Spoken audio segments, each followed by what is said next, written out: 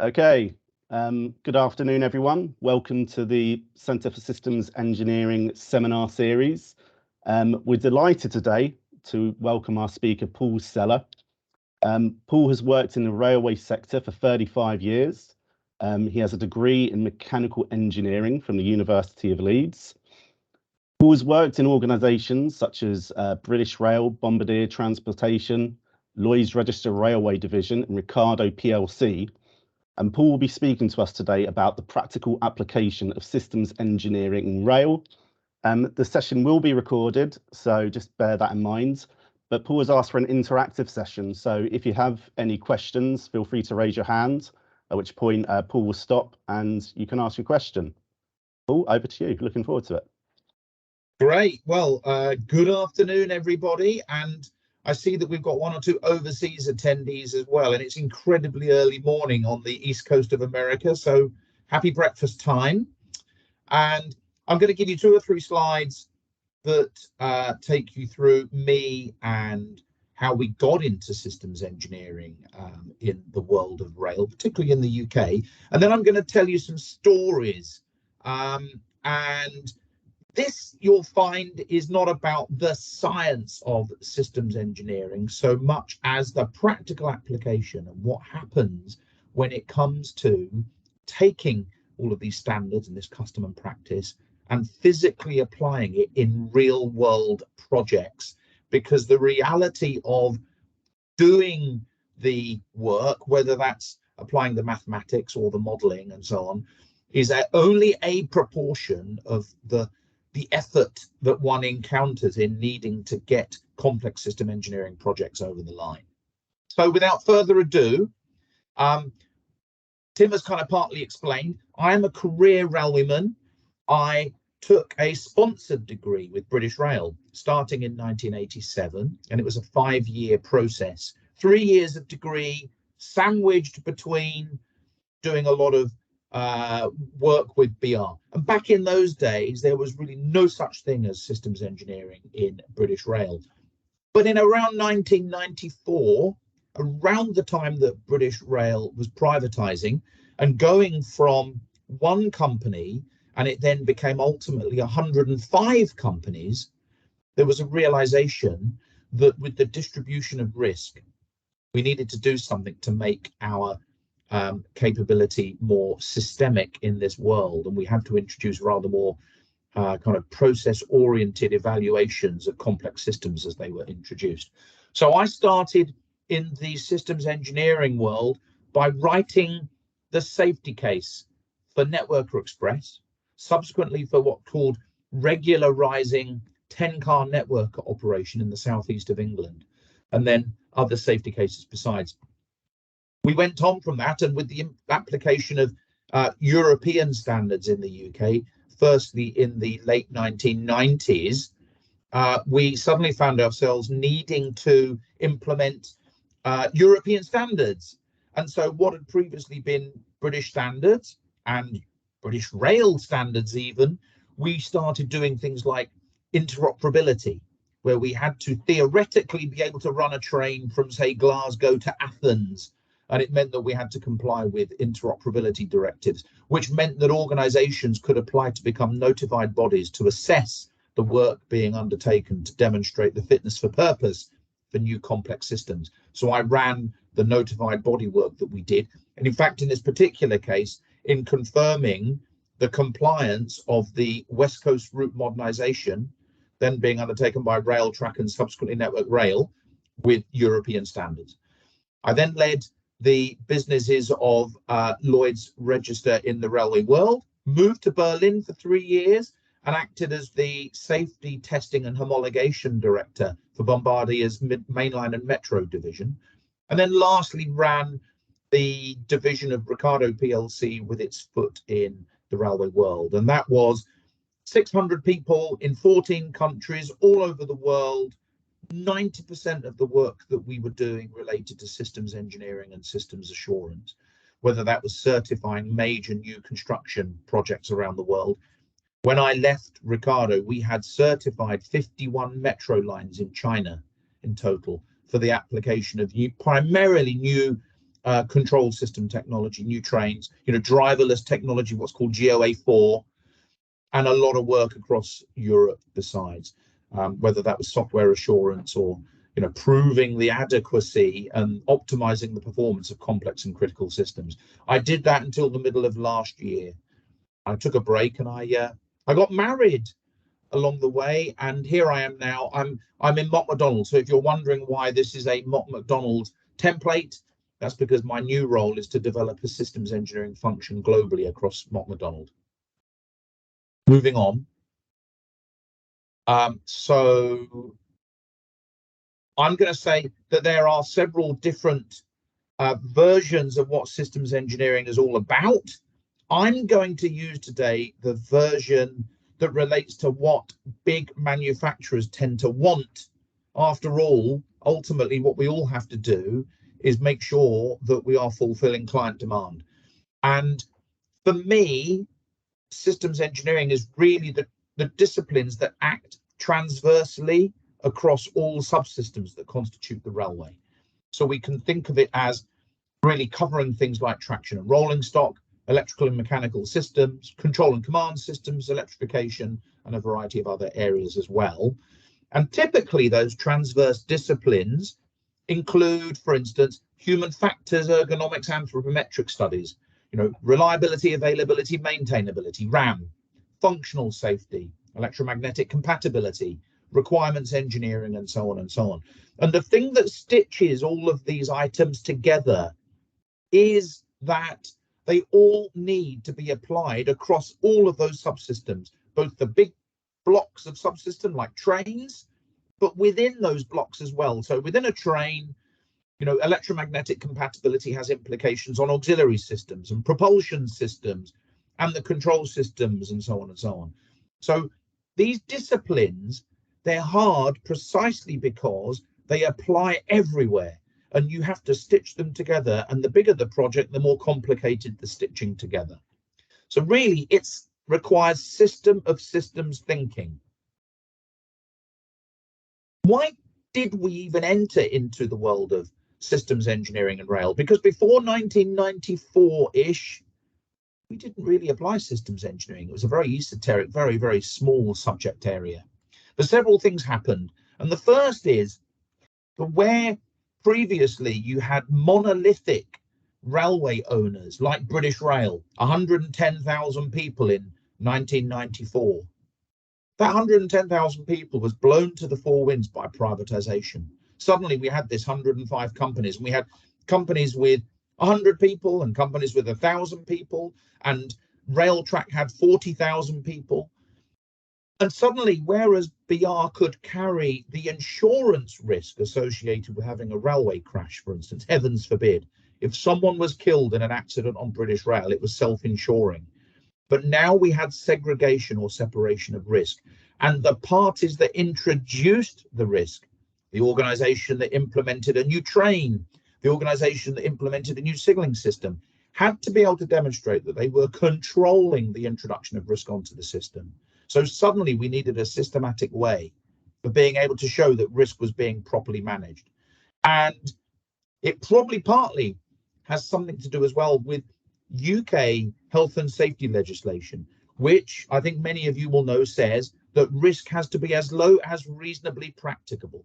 And I think in that sense, it meant that we couldn't demonstrate through prescribed standards alone that risk would be acceptable.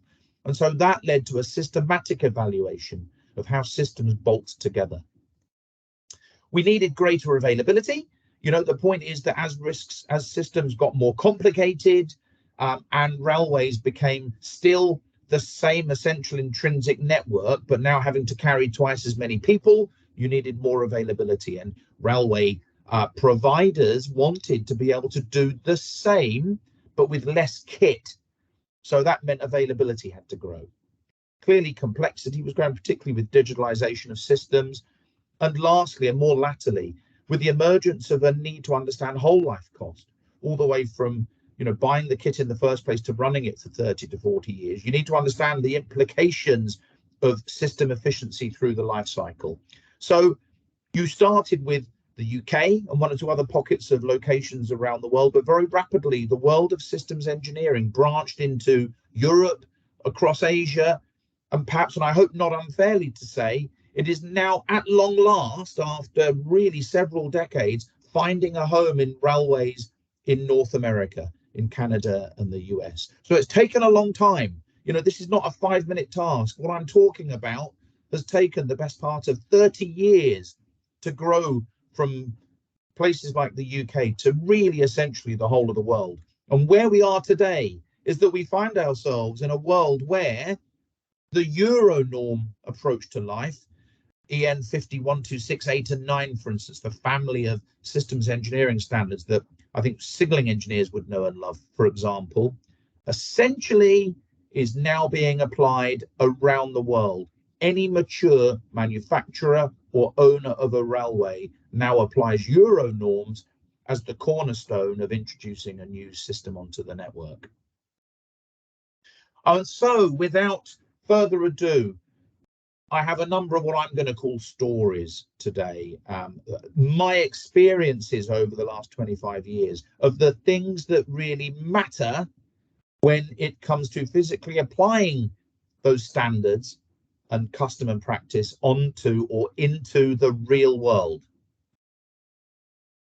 Let's start at the top, because let's be clear that fundamentally the success or failure of major projects that apply systems engineering is entirely down to the interaction of people.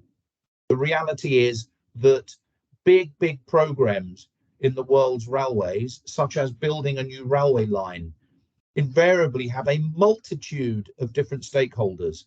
You will have the wayside system manufacturers, you will have the train manufacturers, you will have leasing companies, quite often organizations that are buying the kit, the equipment, and then leasing it to the owner operator for 10, 20, 30 years.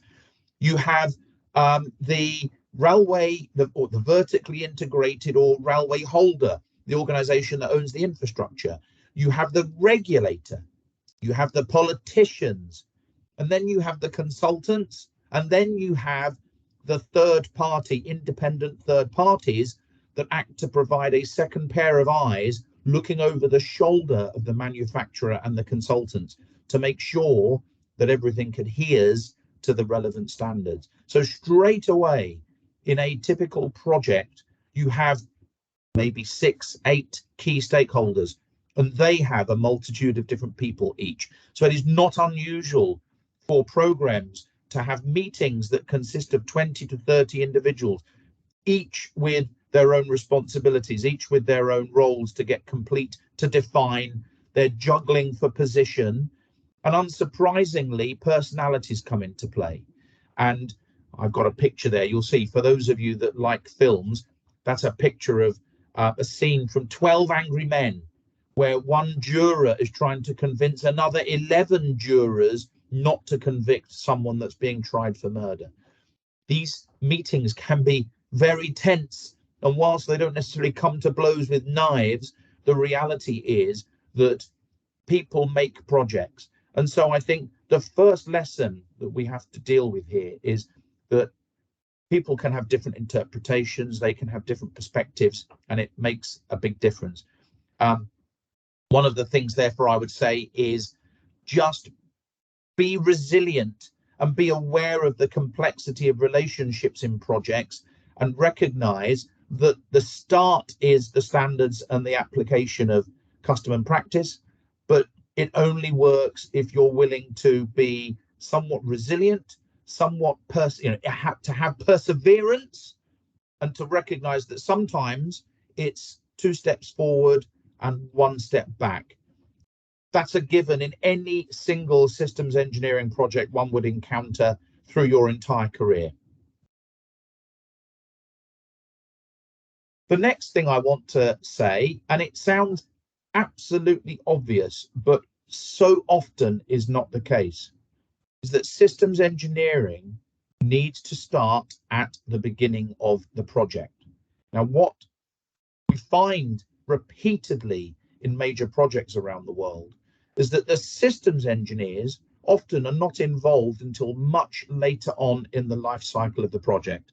Now, most of us on this call will be only too familiar with the V life cycle, starting at concept at one end and ending at operation and maintenance at the other end after testing and commissioning. There's a big life cycle. It typically takes several years on a big program. And often what happens is that the concept development stage, the embryonic understanding of what it is the developer or the owner or the builder wants to do in the first place. I want to build a new railway line. I want to introduce new rolling stock. I've got to re-signal my railway. But the requirements around those things, they get put to maybe the manufacturers or maybe to the design teams.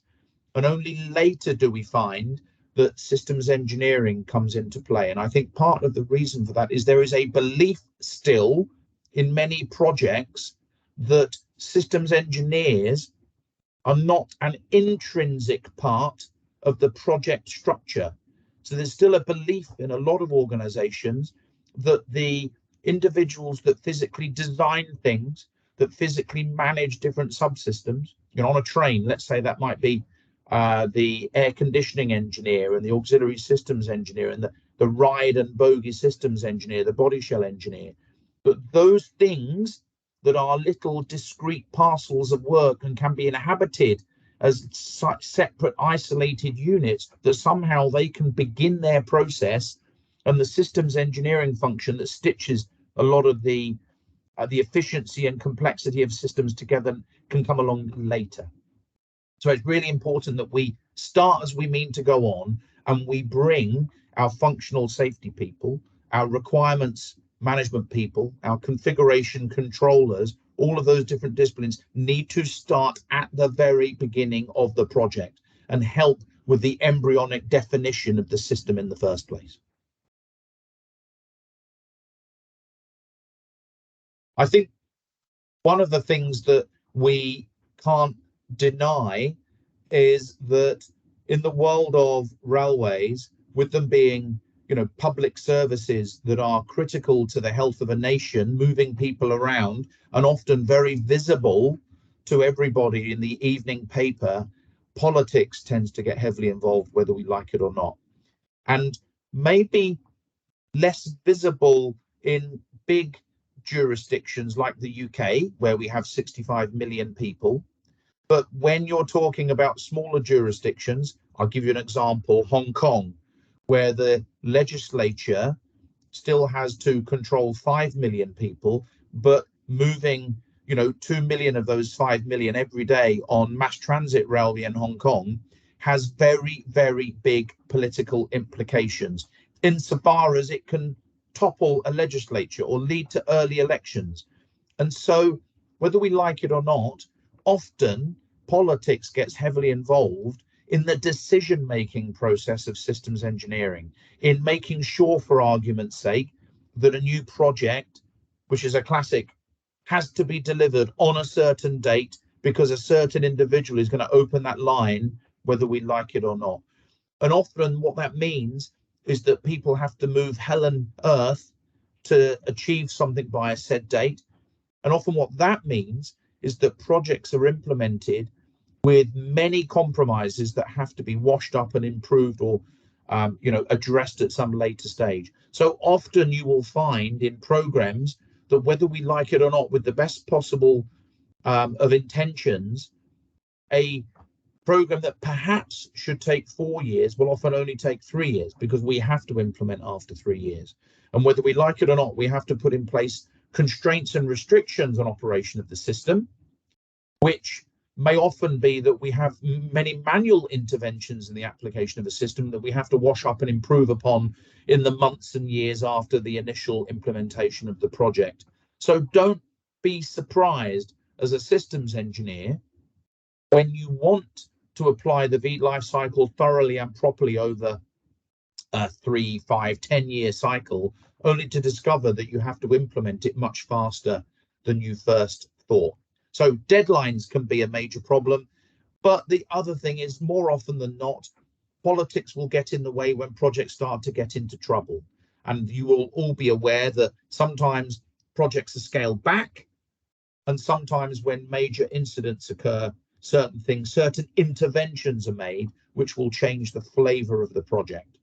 I was, for instance, part of a program of activity within Ricardo where we were asked to get involved in the software development of a major piece of signaling control system in Hong Kong after there'd been an accident during commissioning of the system, which led to the refactoring of the software. It was the legislature in Hong Kong that demanded that Mass Transit Railway get a team on board to address the problems because they were unhappy with the nature of the business in the first place. So politics, whether we like it or not, often has a major bearing on what we do in the world of systems engineering. Another really key headline is the world of systems integration. Now, clearly, integrating your systems together is a role that has to be conducted in the world of systems engineering. And sadly, I'm afraid to say, major programs around the world, even today, Crossrail being one of them, maybe HS2 will prove to be another, often do not cover the discipline of system integration well enough early on in the phase of the project. And I can tell you that many major multi-billion programs around the world have been several years late and cost several $billion, pounds, euros extra because system integration wasn't implemented as a separate discipline from the start of the program onwards. Now, why is that? Well, a big reason for that is if you look at what major programs are, often the money, 90% of the cost of building a new railway is wrapped into digging the holes, boring the tunnels, laying the concrete, building the big buildings, making sure that the alignment of the system is there in the first place. And in relative terms, the complex systems, the bits that overlay on top of the ballast, the concrete slabs that go into the tunnels and bolt onto the walls and so on, those systems are a relatively small fraction of the cost of constructing the entire system, maybe 10-20% of the total cost of a major program. So the tendency is that we employ lots of program management civil engineers, very good at digging tunnels, building embankments, viaducts, bridges, and so on, for whom, and you'll see this later, maybe systems engineering is really not in their lexicon. It's not something they're particularly familiar with. I'm afraid to say most senior program directors on major railway programs around the world do not understand the V life cycle, maybe haven't even heard of the V life cycle. So the result is that the understanding of the risk of not integrating your systems together from the very beginning is not necessarily understood. And often, more often than not, what happens is you run your program as a series of relatively disconnected projects. One team building the tunnels, another team laying the foundations, another team putting the electrification system in, another team putting the signaling system in, and another team building the trains, and only at the last 10% of the project, when you start to integrate the things together and you look to switch everything on and see how it all interrelates, and even with the best possible management of requirements through the life cycle, you discover that things don't necessarily physically or electrically fit. What do we lead to? In the case of Crossrail, for instance, I think it's common knowledge that the signaling system was not compatible with the train, that the onboard elements of the signaling on the train were not compatible with the wayside elements of the signaling next to the track. It took 2 years, maybe more, to bring the teams together and then to work subsequently to make sure that the packets of information sent by the signaling system were appropriately received by the train. Now, we could have avoided that. We could have ensured that didn't happen by making sure that the program direction from the very beginning of the program understood the implications or the needs of system integration so that we could have avoided that. I'm sad to say that the lessons learned from Crossrail, and when people like Mark Wilde, the chief exec in the latter stages of Crossrail, are going around explaining this in lectures and so on, that has not yet been understood properly by a large part of the railway project fraternity. So there's a good chance that many of us on this call here today, although we know that this is a problem, will still encounter that latterly. And so I think one of our important messages as a systems engineering community to projects is to try to emphasize that whilst complex systems and interactions may be 10% of the cost, they can end up being 90% of the risk. And it's all about your ability to get those projects over the line. Okay. So one of the things I discovered very early on in the mid-1990s with the first application of safety cases to the world of new train development is that the real world often dislikes a model. So when we first realized that we didn't understand how infrastructure systems would work or be compatible with vehicles, for argument's sake, how immune would complex electrical systems be to the passage of 5 megawatt rolling stock systems over them throughout the day. We had to put a lot of work into understanding in the first place how we could characterize different systems that constitute the railway. Now, obviously, one of our preferred methods, and I think perhaps still the preferred method, is to model the complex interaction of real-world systems with each other. So to model the effect of interference currents on axle counters or on track circuits would be a good case in point. The idea being, can we show that we'll never face wrong side failures? We'll never be turning red signals green under a train.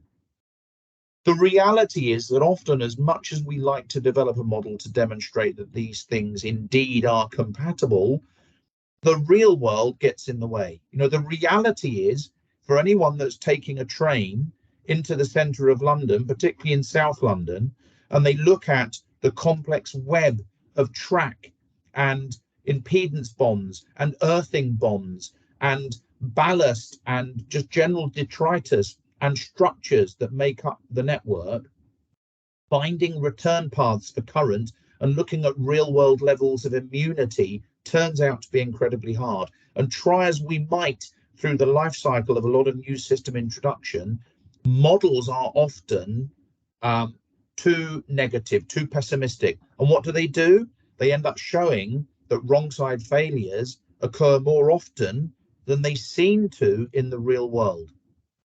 Now, what that has led to with many safety case applications in the last 25 years is a tendency to use models. Yes, that's important, but to back those up with reference systems and looking at how new equipment compares with previous equipment. As some of you might be familiar with the French gamma model of looking at global risk and looking at whether what you're introducing is necessarily worse or better than what you had before. And in fact, that turns out to be a relatively necessary means of demonstrating the acceptability of new system introduction, whether we like it or not. And so we've had several cases where the introduction of new systems are applied comparatively compared to the old systems. In other words, is what we're introducing better than what we're removing? And so often that means that system engineering can be very, very test and data intensive, comparing the data of a new system with the data of an old system. And don't be surprised, therefore, if trying to implement something from first principles doesn't quite work. And some of you will be aware that in Europe, for a lot of the interoperability and railway safety legislation that's been applied through Europe, a series of standards were applied called the Common Safety Methods standards, and in particular, the Common Safety Methods for Risk Assessment. And in there it says, you don't always have to apply something from first principles.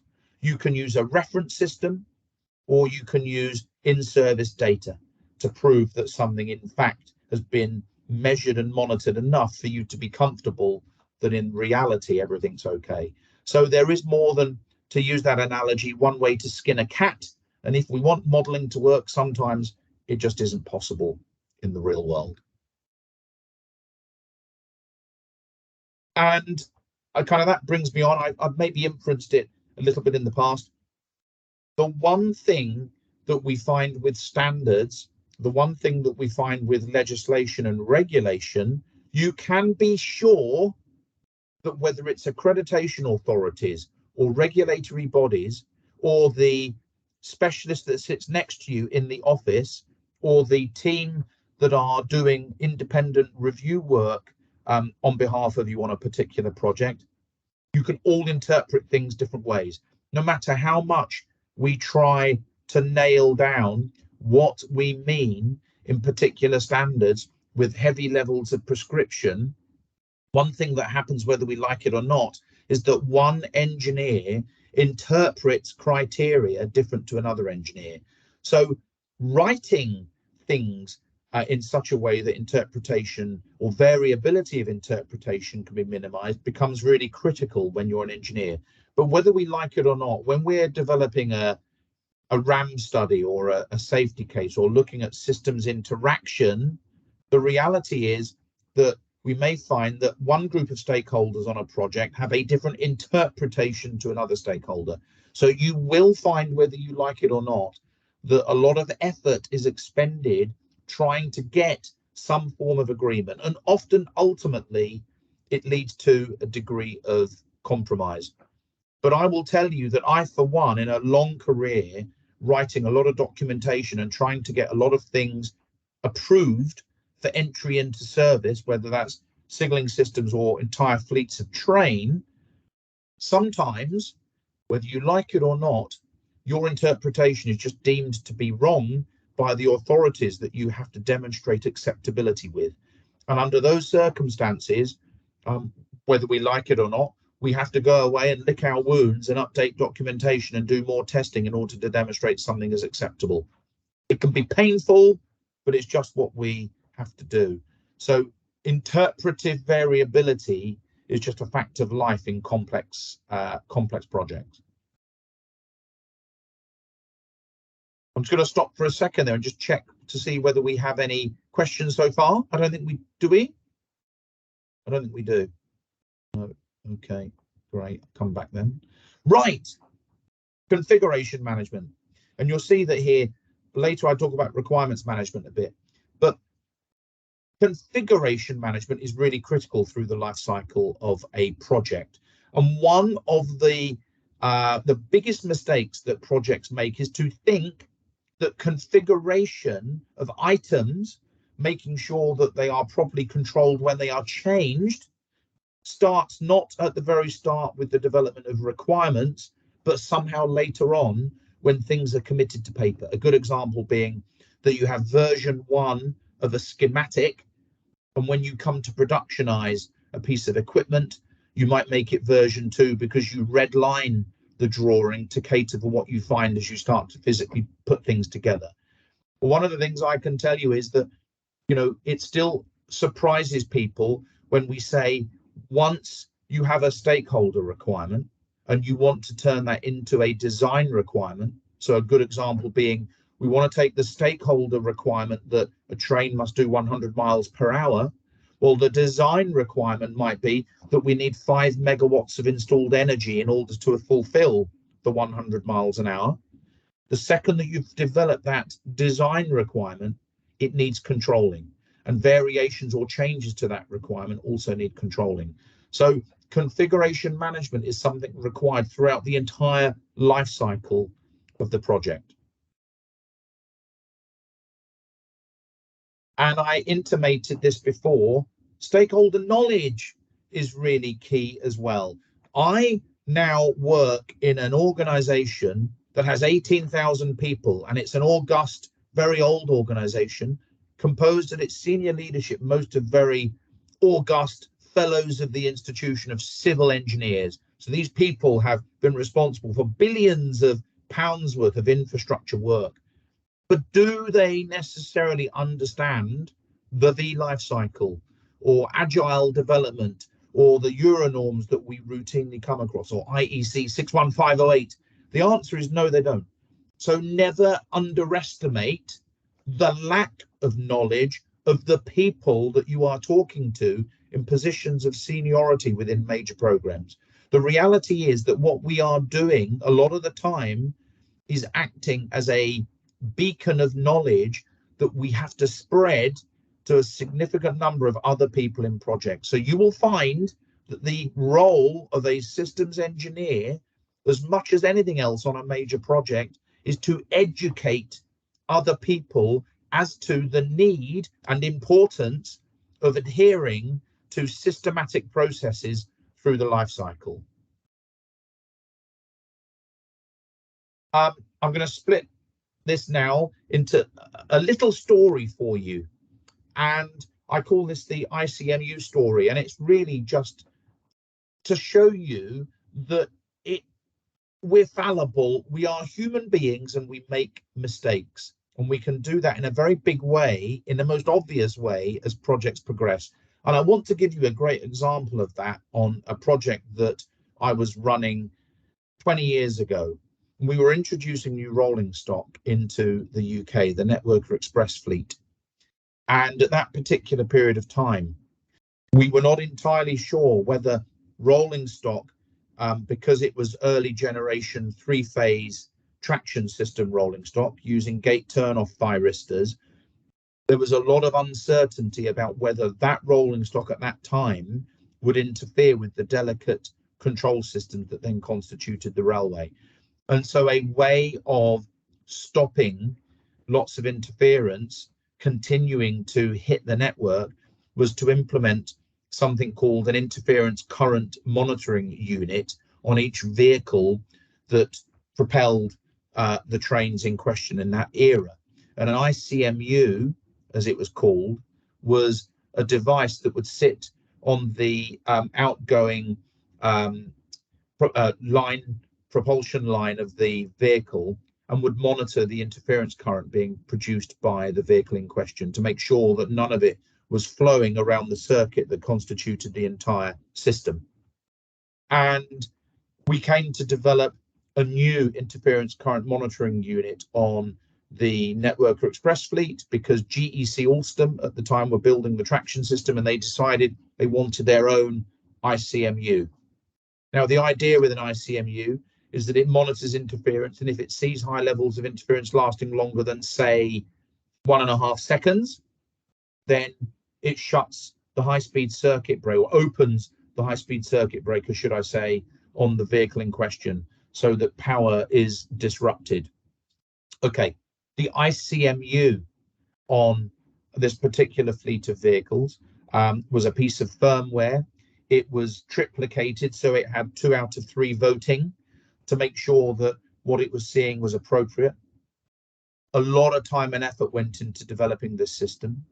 An independent safety assessor was involved in monitoring the control software for the system, you know, that ultimately the architecture was appropriate and doing its job as intended.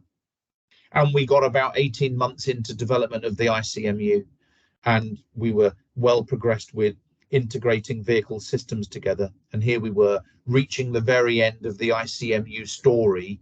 We'd had the independent safety assessor give us approval for installation. And one bright individual looked at the system as a whole and how the ICMU was installed and located within the bigger circuitry of the high-speed circuit breaker.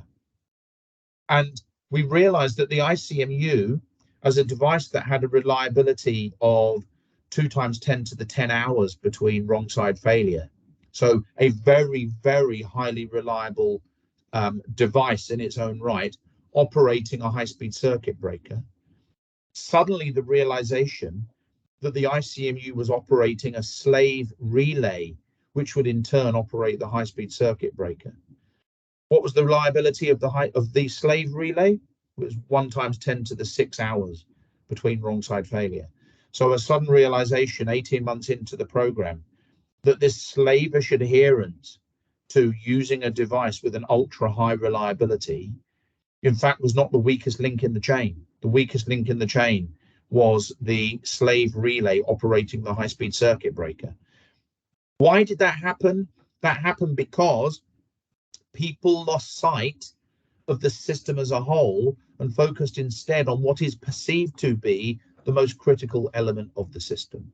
So the idea for all of you there is make sure very early on in the system that you stand back and look at the architecture of the system as a whole and the contribution that individual items play in the total system calculation. Perhaps I should have put this next slide right at the start of this particular presentation, but I should say to you, if you haven't realized already, that these transversal disciplines are really tough, and they're tough because unlike being an air conditioning system specialist or a coupling system specialist or a relay specialist, and you can exist in your own little bubble and do your own little thing with a package of inputs and a package of outputs.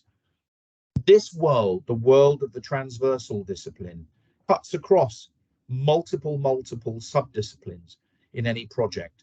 So it therefore means, whether we like it or not, we inhabit a world where you need to interact with a lot of different people, some of whom have one interpretation, some of whom have another interpretation, some of whom agree with the world of systems engineering and some of whom don't, and some of whom face particular project problems. And the very last thing they want to do is to provide input into a systems engineering group in a particular project, their particular input, to look at the greater whole, because they have much bigger, higher priority problematic things to solve.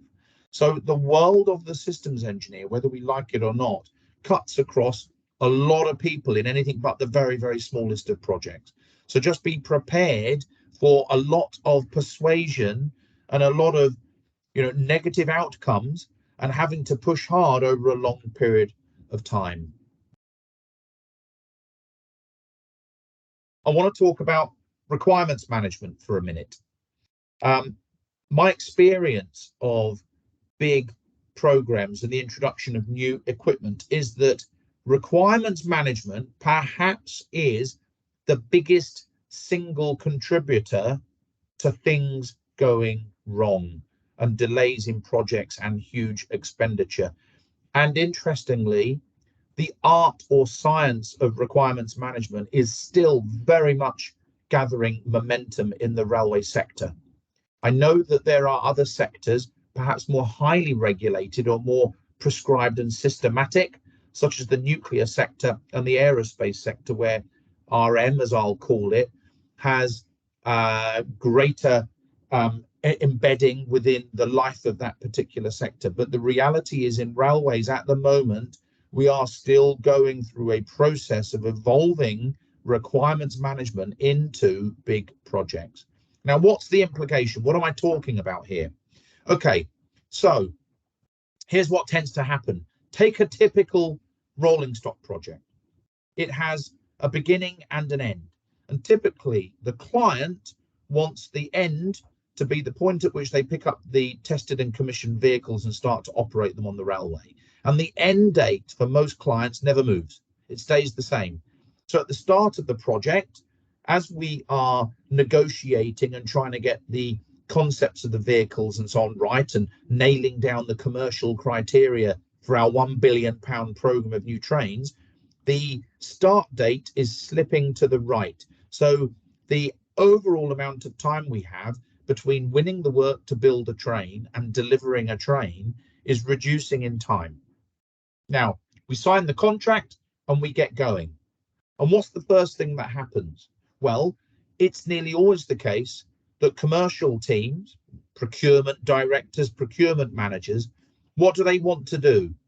They want to get technical requirement documents to their supply chain, to their first tier suppliers, so that those first tier suppliers can get to their second tier suppliers and so on. and they want those technical requirement documents to be with the supply chain as quickly as possible. And the reason for that, obviously, is it gives the supply chain maximum time to be able to develop their new auxiliary converter, their new onboard control system, and so on, their seats, their pantographs, and so on, because they have lead times to deliver.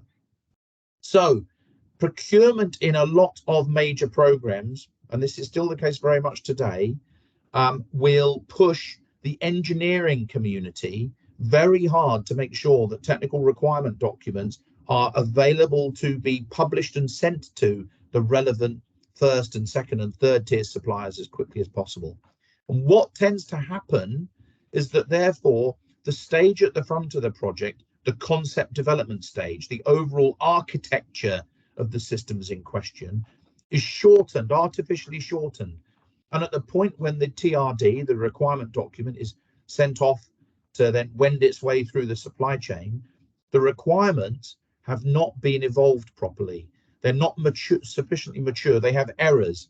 So a good example might be that if there is a requirement for a vehicle to weigh 40 tons or 45 tons, that requirement has to be agreed across maybe 100 different subsystems within your work breakdown structure.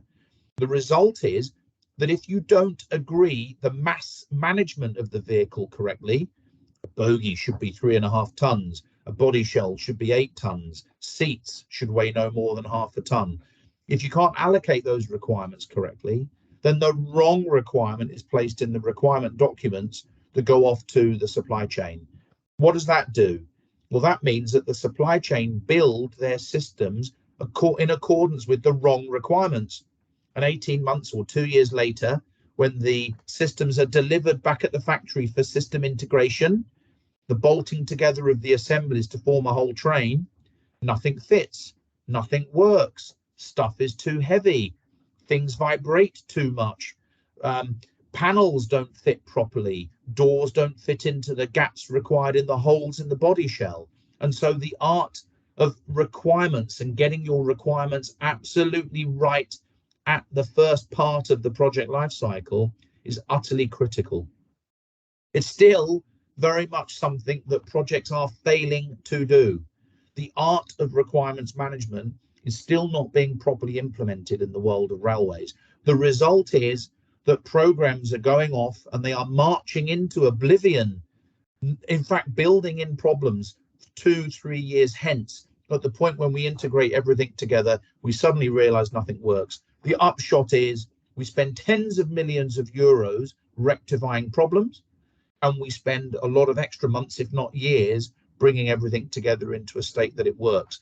And that is primarily because we did not address the early stage of requirements in the project as necessary.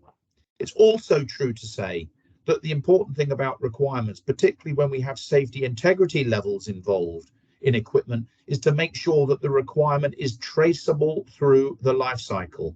And the only way we can do that is to have a requirements management system that manages traceability. And all too often we have engineers within our system community, particularly when building something complex with a couple of hundred engineers, where maybe 50% of the engineers do not manage the traceability of the requirement through the life cycle. So that when we come to see how we got, let's say, software that controls a system in the form and version that it is at the back end of the life cycle, it is impossible to trace the software back to the original requirement because we've broken the chain of traceability. So I would say to you that from an impact, cost and delay perspective, requirements management is quite possibly the most vital discipline to get right in a complex system project. We still have a long way to go.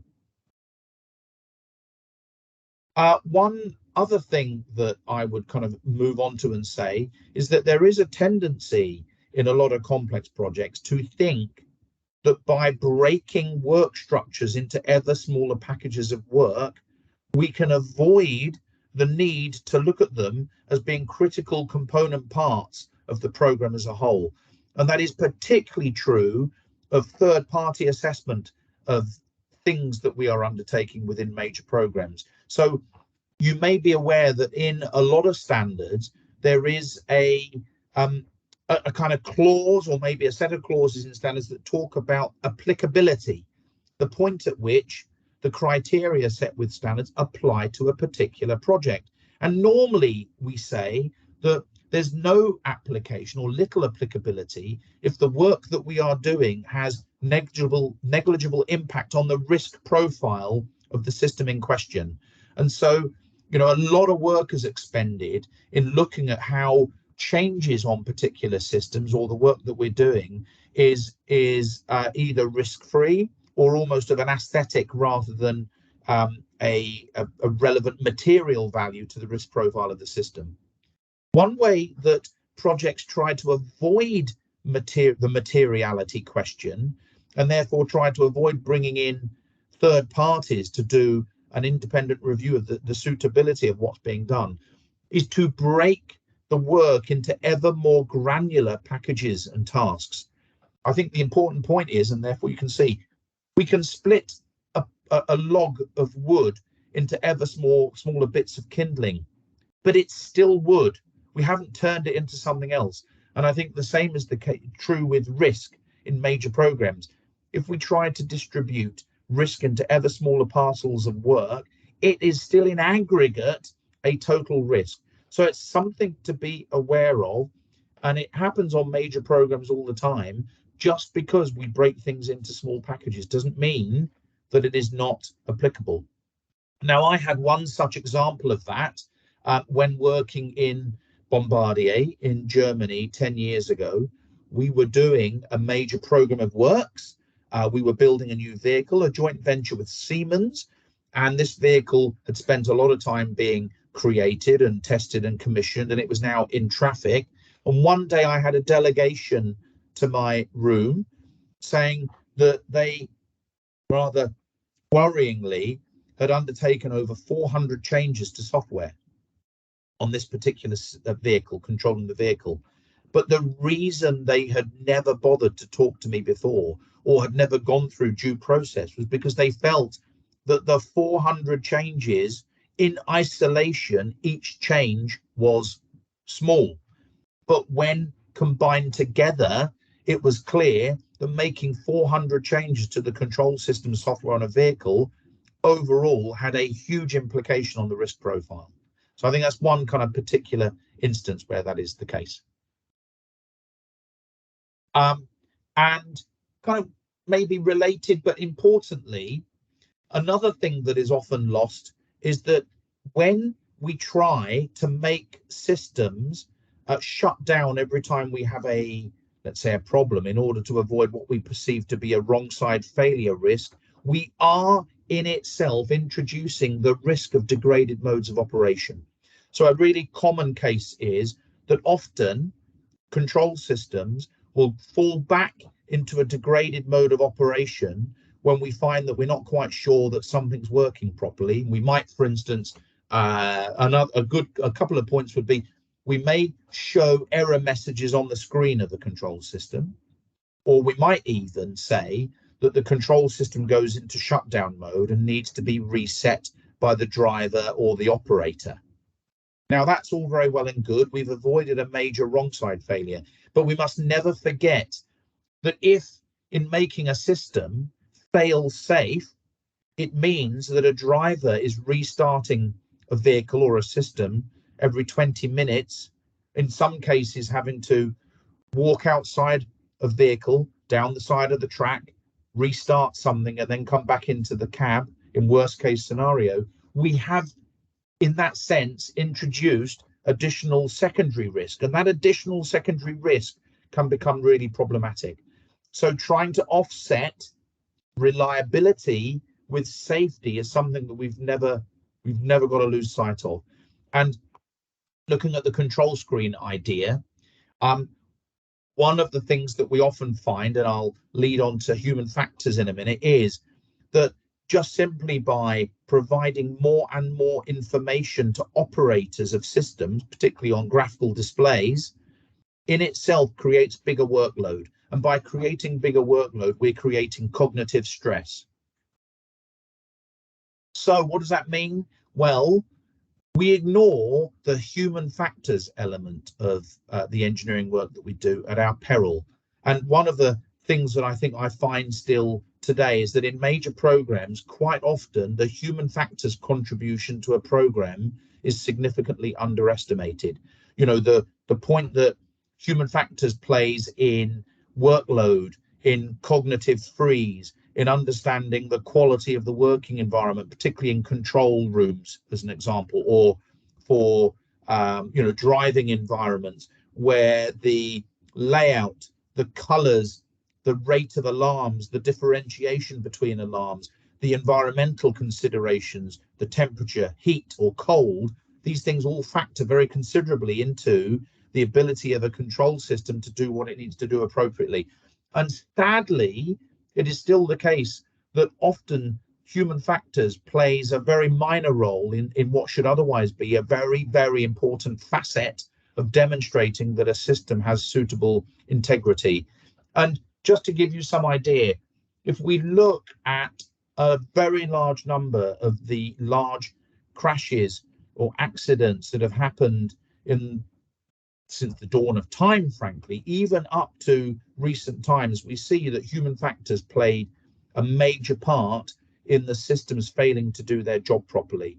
College Junction happened in the 1980s when a driver of a train thought that a signaling system that invariably flashed yellow for approach control would still be flashing yellow. He came upon the junction and the signal was at red. He straddled the junction because he couldn't stop in time, and ultimately the Manchester and Liverpool expresses hit each other. So a simple driver error led to a major calamity between two trains. Some of you might remember in recent times the Santiago de Compostela crash, where a Talgo train in Spain, northern Spain, entered a curve doing almost twice the speed limit of the infrastructure. Ultimately, the driver of the train was used to cognitively processing being on a digital signaling stretch of route, ETCS level 2, entered a classic stretch of signaling, forgot that he had to look at line-side equipment, and his brain had frozen on the previous system that he was using. So human factors plays a massive part in getting your system development and your system integrity right. So never underestimate that. That, for me, gets us to the top of the hour. Perfect timing. I'm going to stop there, Tim. I'm sorry if that was a really quick run through, but I'm hoping that that's given you some idea about the complexity that you find when you do this stuff. Oh, thank you so much. That was so good. Look, before I open the floor to any questions we might have, there's so much like I could pick out of that as key points. Really, every one of your slides, like I know this, I know this, I know this. I mean, the need to lead as a system engineer across all different teams and contractors, arguing the case of, you know, for 10% cost against 90% of the risk. It does paint a picture of quite a challenging career as a systems engineer, which when I speak to people, this is what they say. I think the main point I took out of all of this is that it was right at the start. It was it's all about the people. And I love the analogy of 12 Angry Men, which is a brilliant film. But I guess my question would be, and you know, we had one of our advisory boards yesterday, and this comes up. It's, as a systems engineer, how do you actually implement this at a ground level? So, you know, a lot of the industry that we work with, they see the importance of it and they understand it. Yeah. But it's as you get people that are quite siloed into their sectors. So how do you actually implement the need for systems engineering at a grassroots level?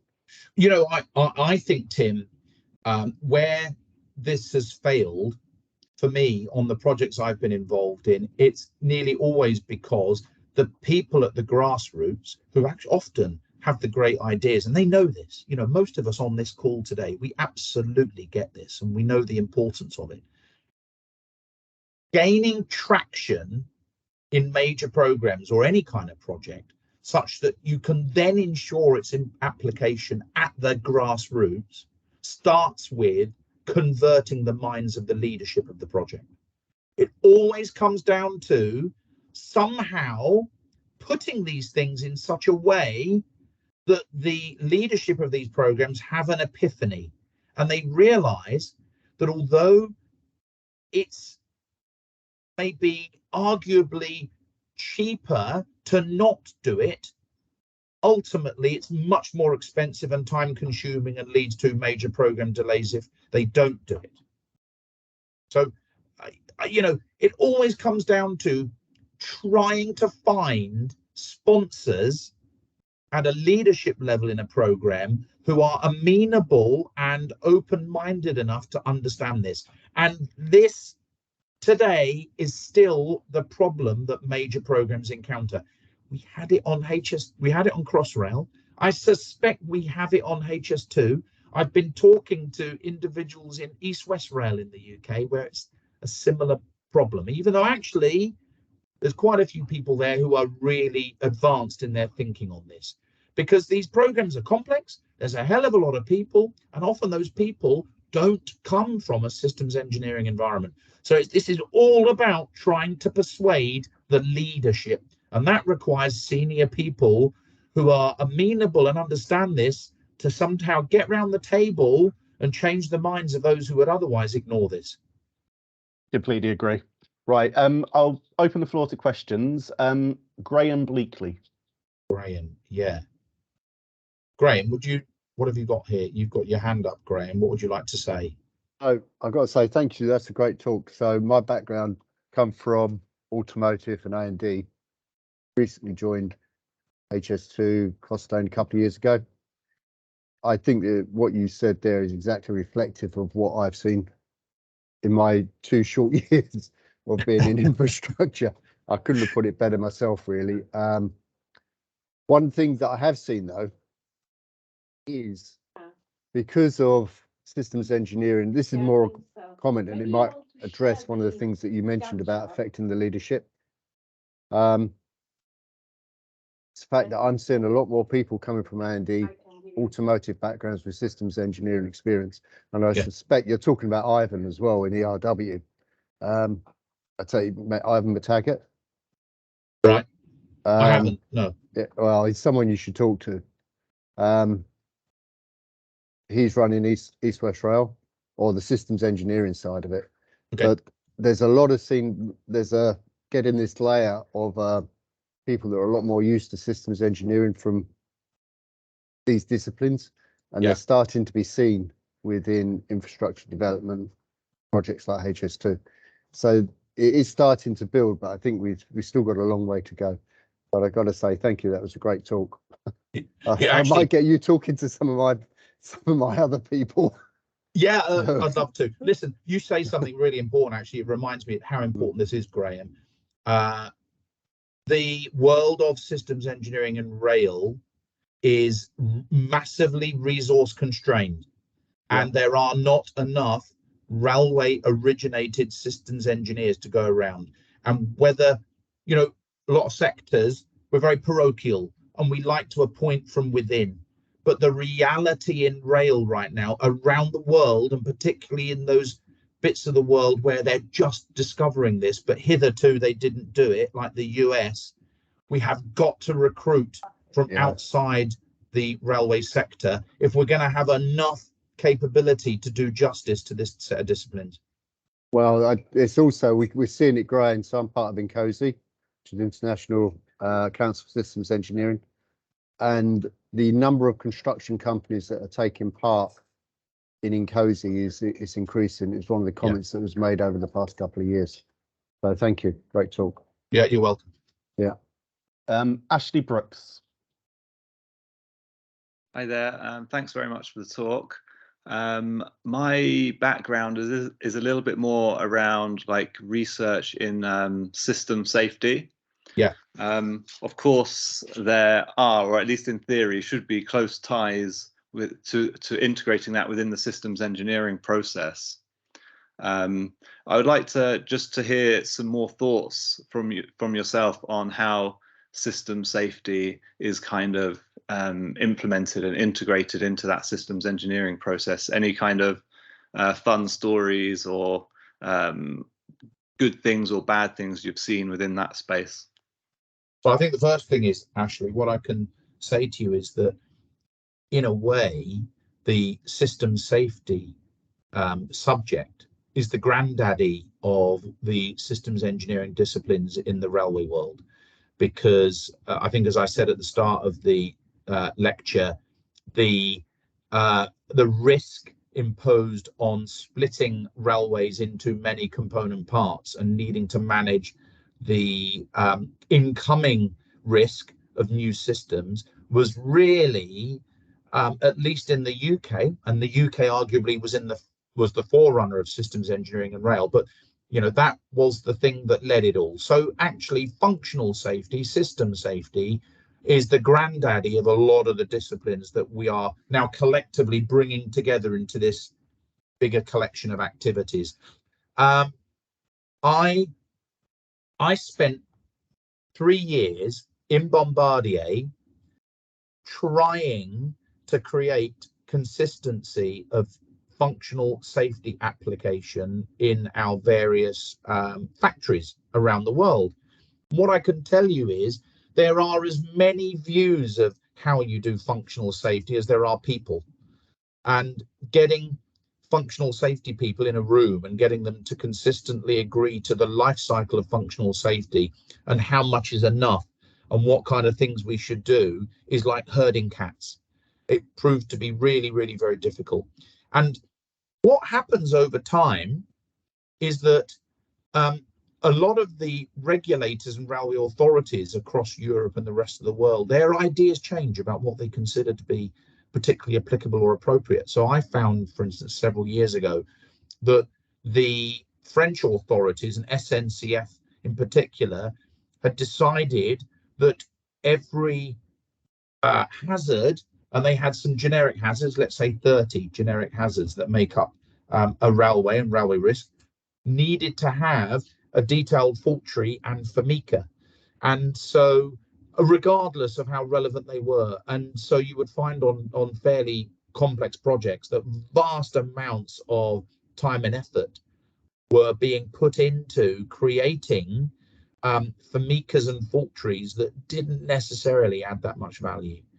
And one of the things I would say is that I'm a great believer, and we were doing this from the very early days in our safety case work and in a little engineering company that I joined, which then became Lloyd's Register. Our mantra was always that the level of effort that you put into your safety work should be a function of the risk of the system, its novelty, its complexity, and its transparency.